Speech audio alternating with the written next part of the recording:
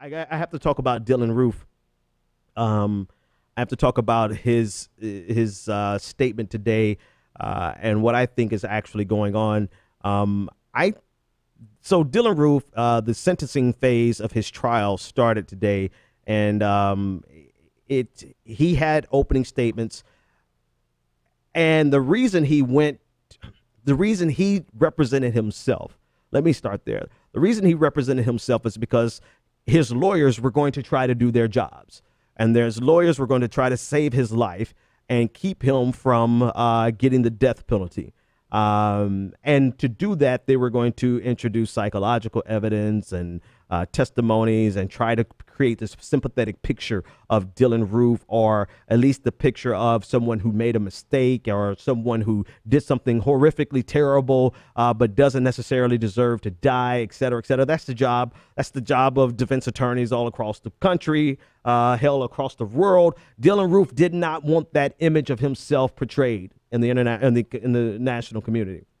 He wanted to make sure that the world knew that he was not sympathetic, or he felt absolutely no remorse for what he did.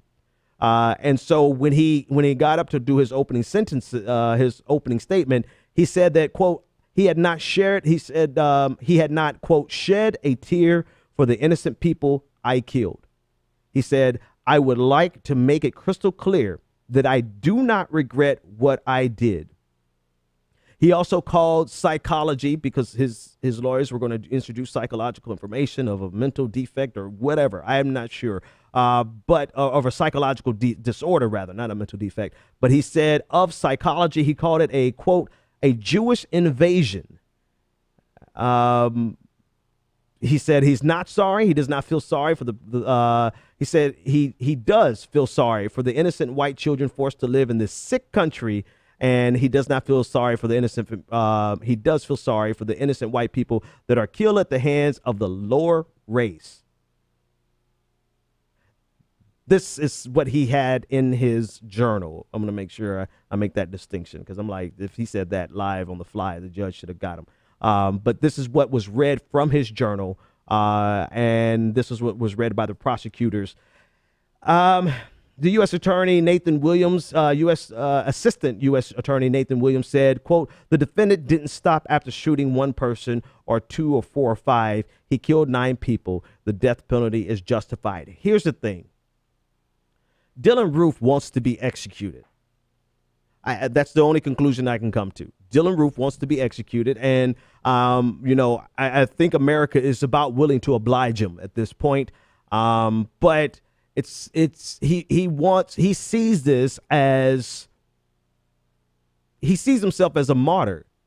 He sees himself as a person who did a righteous thing on behalf of the white race.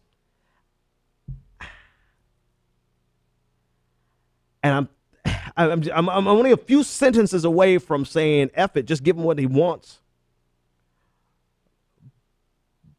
But what would be probably the best and the most painful punishment for him is for him to see how long life can really be in a cage, right? I think he's 27. He's like a kid. Well, not a kid, because hell, you're a black guy. You're a grown man at 18, at 15, but 20, whatever. He could be 30. He should see exactly how long life can be when you're sitting behind bars for 50 years. For the rest of your life. And he should be robbed of the opportunity of being a hero amongst his white nationalists.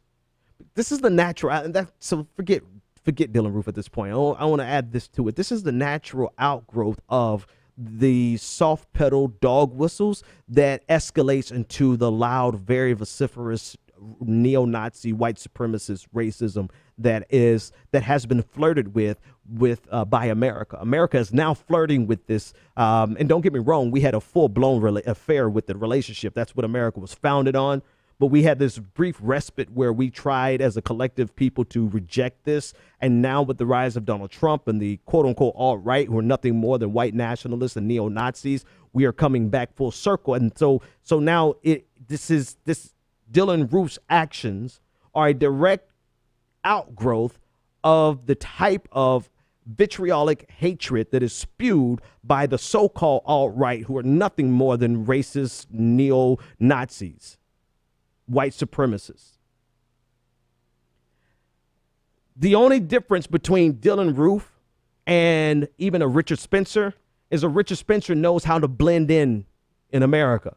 And maybe Richard Spencer doesn't have it in him to actually go out and take out these horrific actions. But the belief system is fundamentally the same.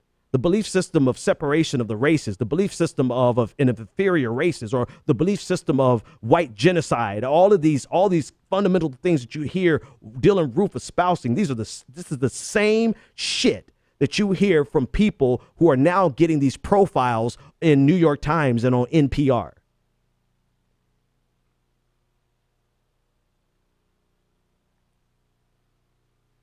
And again, whatever they do with Dylann Roof, they do with them.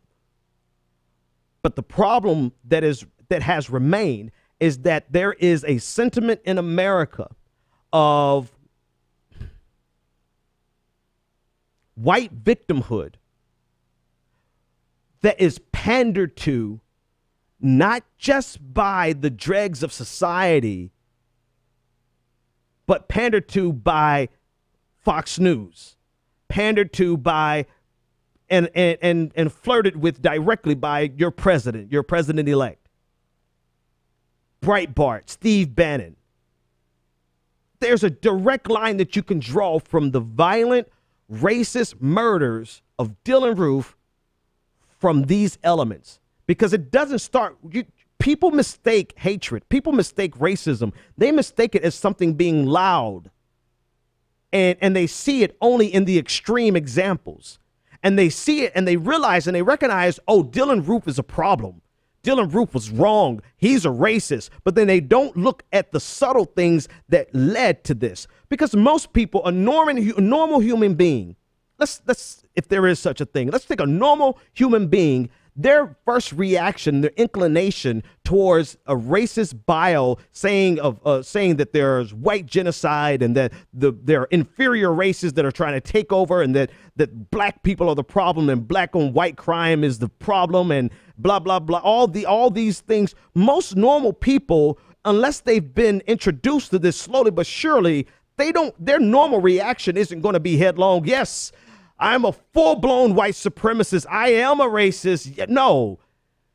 No, it starts with the subtle, gradual introduction of these nefarious ideas that take root and they grow into a full-blown, violent, racist, warmonger, like murderer, like Dylann Roof.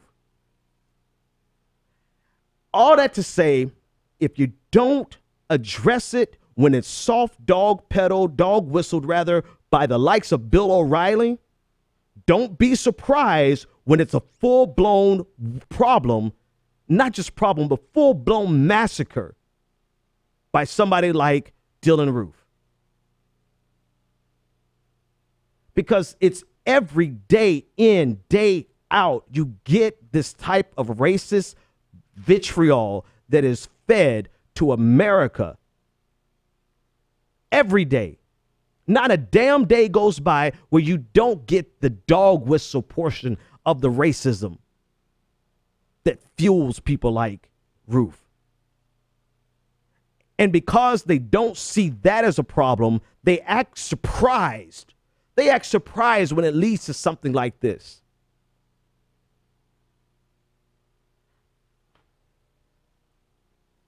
So whatever with Dylann Roof. Kill him or let him stay in jail. Well, I mean, it's out of our hands anyway. It's in the hands of the jurors, right? It's not our call, right? I think he should live for the rest of his life till he's 80, 90 years old, sitting in jail, just to realize and watch the world pass him by and never to become a martyr. So whatever with Dylann Roof. But the real problem is that we don't recognize the subtle things that lead to Dylann Roof. All we recognize are the loud.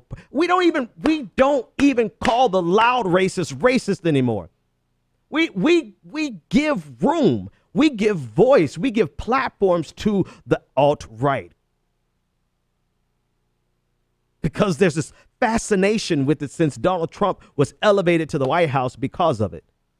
So now not only do we not say anything about the subtle racism that has always been in America, we're not even saying anything about the blatant neo-Nazi white supremacist cries of white genocide that has been in America, but was at least repressed until the dregs of society. Not anymore. It's open season for bigots. And then the only people we can identify as racist are people who literally, and we can't even do that. I mean, we can't even do that with Dylann Roof.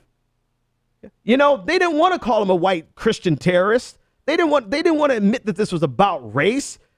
Fox News even did an explainer saying that this wasn't an attack on about race. They said this was an attack on religion.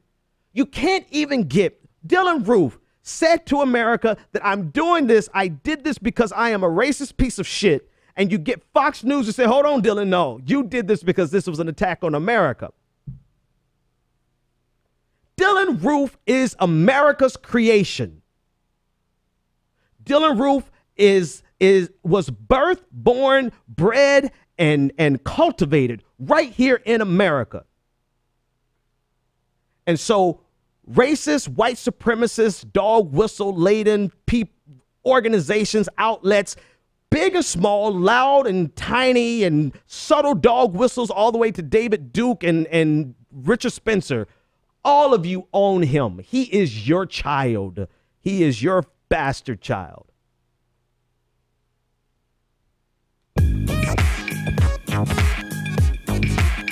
The Benjamin Dixon Show is only possible with listener support. Go to www.thebenjamindixonshow.com to register for our blog, join the Progressive Army, and support The Benjamin Dixon Show. It's Ben Dixon! If you like this episode, be sure to share, like, and subscribe.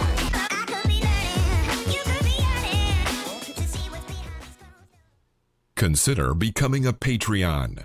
Go to www.patreon.com/The BPD Show and support The Benjamin Dixon Show.